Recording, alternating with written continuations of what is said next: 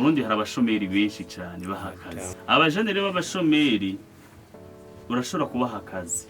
Hari abajene bari Gitega, Rutana, Muyinga, ushaka kuvuga ati jambo raja ku bibuga.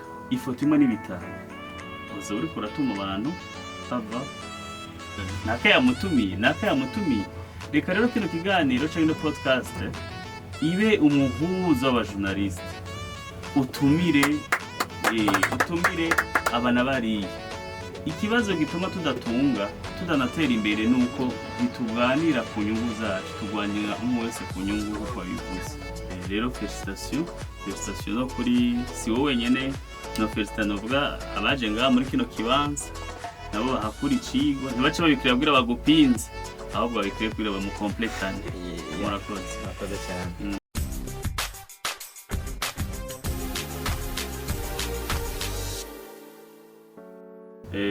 Fashe kano kanya ku izina ryanje no ku izina ry'abamenyeshamakuru twaje gushikira kino gikorwa ciza, kuko ni intambwe mugenzi wacu Suleiman Niyonkuru abastazira Papa Utamu agezeko, kuko hambaga kumenyeshamakuru no munsi mu entrepreneur yashizeho urubuga rutagiye kugira akamaro we, ahubwo rugiye no kugira akamaro abarundi muri rusange, kuko yavuze abaparteneri benshi mu federation namwe mu parteneri nibaza bagiye kuba navuga abaparteneri ba Utamu TV cyangwa Utamu News. Ubwa mbere rivyo turagiye kuronka podcast ya mbere yivuga amakuru y'inkino. Twari twabonye abandi bazanye ama podcast, mugabo iyi nabonye ko yirukiyemo ibintu byinshi cyane. Nibaze yuko mugiye kuba ijwi ry'abantu babuze aho bavugira, kuko nk'uko mwabivuze hari abantu badafise ubwo buryo bwo kuronka aho bavugira. Hariho aba sportif baorganiza ama evenement bagatinya kubibwira abantu kumbure kubera uburyo ari bukenya. Nibaze yuko umuntu wese ashobora kuba afise YouTube canke akagira itelefone wagiye kuba umunywanyi wa Utamu. Nkuvunira akagohe kuvyerekeye abantu bo mu gihugu hagati, si bose basoma radio ashika ku mitumba. Kumbure mugiye murabaha amakuru ku munsi ivyo tuma iyi podcast mwibaza ko iri muri Asiatique ngaha mwirohe, mugabo igafasha abarundi n'uri mu ruzo hariya igiteranye Muyinga canke hariya ibusoni ko babizozi canke mu mabanda canke ahandi kure hashoboka. Rero amatubona abantu batangura business zikagira ico biti mushuhira. Aka kariro wageze mu kudutumira kaba kariro ko gushira mu bikorwa. Twama tubona abantu b'abajene atanguje ikintu we nyene aracici.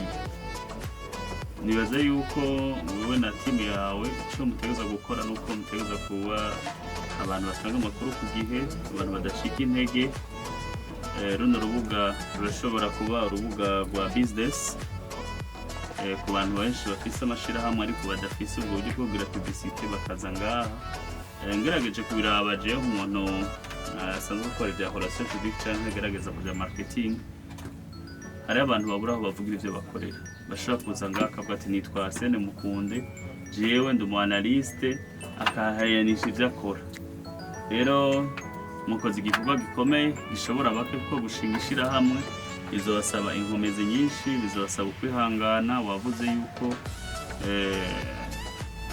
ibyo waciyemo byose byari ishuri, kuko ubunye ntukimenyesha amakuru gusa, amatarabuze uzoteza kurondera igatoro ka groupe kugira abanyagihugu canke abenegihugu ntuze kubabwira ngo ikiganiro casivye kubera umuyagankuba.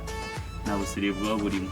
Nibaza yuko ngira je turazinanye, twaranakoranye, naho ntaba ndi umuyobozi ico gihe sinemera ko iradiyo itareka gukora. Rero ico ca mbere nuko umuntu atareka kugira subscribe buri twe twaje ngaha yoshake subscribe. Kena co nogohanura ni kuba humble. Umuntu ari humble, umuntu wese ari ngaha arafise ikintu arushije uwundi. Ingabirano ya Wilson siyo ngabirano ya Jiwe. Ingabirano ya Richardson bisigo ngo umuntu wese ari ngaha urashaka gukenera iby'abakenyezi. Rosemary ari ngaha kugira agenda ahamagara abakobwa. Rero nibaza yuko abantu bagiye kuronka amakuru ku bwinshi cyane, amakuru adahengana, kuko guhengama biri mu bintu bituma dutagaciro, biri mu bintu bituma umuntu yugura ikinyamakuru ataha. Cya kinyamakuru gihengama nibaze ko cori ikinyamakuru cori hagati na hagati gitohoza kuko turabuze no kumva abamenyesha amakuru babonye ibintu kuri WhatsApp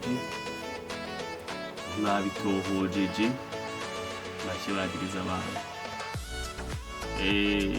ubutumwa ndaguha nibwo mpa n'abandi bagenzi banje umwe muhiriwe muhishije no munsi aratumira abantu 20 je ndatanguye journalisme kera ari abajournaliste batarenga 15 ku mamikro mu Burundi bwose ariko urafite chance ko umugenzi ashobora kumviriza akaguhanura akakubwira ati kosora ndabivuze ndabisubiriye mu muga wacu nta rukundo no gupingana no gupondana unyereye biragoye ko muvyura twese turasoma karite n'amadefu rero twige gushigikiranira umuntu ugasanga ari kintu akurushije kubera kwihagarara ko ntushoboye no kumubaza ico yo gufasha nka Bizos arazi photography yaramaze kuja mahigano hari abafotografe benshi ngaha bataramubaza impanuro yo gufotora rero nibaza yuko ibiganiro mugiye kuduha bigiye kutwigisha kuko ndagwa nk'akarorero hari abantu ngaha muri twebwe batari bazi ko bohuriye ngaha muri kino kibanza banatangaye sivyo nakayamutumiye reka rero kino kiganiro canke no podcast ibe umuhuza w'abajournaliste utumire abana bariye ikibazo gituma tudanatera imbere nuko ntituganira ku nyungu zacu tugwanira umwe wese ku nyungu uko bivuze igihe tuzovuga ati priority ni ku journaliste wa sport atera imbere turabana ijana tugatanga 10,000 turashobora basi kugwegeranya amahera y'imoto turashobora gufasha umuntu akagira basi fondation yahabaye turashobora kugira utamu tukaguterera ukagira gura n'ikibanza ntaco bimpushi miliyoni 3 mu gihe twese twakumva yuko iterambere ryawe ari iterambere ry'iwanje kuko twese tudasharanye ko tuzohera umugwa wacu uzokena nibaze ko rero podcast ya utamu yoba umuhuza w'abatumvikana kuko ntaco bapfa novuga kudatahurana ngaha ndabona abajournaliste benshi bariko barubaka izina kandi bariko barakora cyane uno munsi bizongera nabona mwebwe abajene muri kumarafashanya mu mariage ari mu mutigita mu komite y'abandi kwera urukundo ama-6 nta numwe yateye imbere kuri ama-6 nta mujournaliste abinyi aje kwica imyaka 5 ndabesha rero ndagukejeje ku ntambwe ugezeko ndagukejeje uno munsi urakeneye aba partenaire Adams nta radio afise mugara afise platform ya WhatsApp ashobora gushikana ubutumwa bwanyu ku WhatsApp bisigura ngo ziyango yarakoresha ngo yubake ngo brand yiwe ashaka kuzubaka turi kumwe na mwebwe bigashika kure hashoboka wiza aba partenaire twarabonye muri kahise Sat Sport ifise abajournaliste benshi yaramuye harimo ama-6 n'abandi mu Burundi hari abashomeri benshi cyane bahakaze sivyo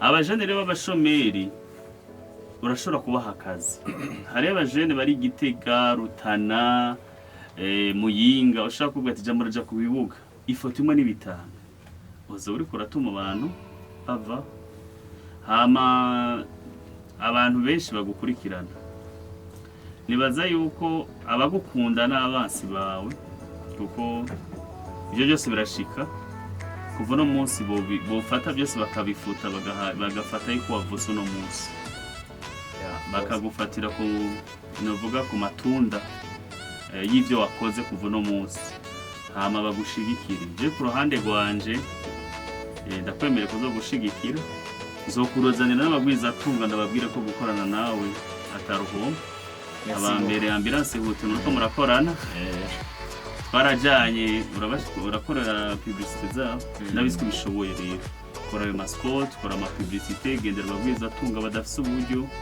ejo canke hirya y'ejo tuzokumva hari umurundi basakunda ibikorwa vyawe yaterereye basi n'ingendeshwa ubundi nawe agaterera logistique bishobotse ugire podcast yindi Gitega ugire indi podcast Ngozi ku buryo bitaguma ngaha mu gisagara ca Bujumbura rero félicitations no kuri si wowe nyene no félicitations novuga abaje ngaha muri kino kibanza nabo bahakura icigwa ntibace babikira kugira bagupinze ahubwo babikire kugira bamukompletane murakoze cyane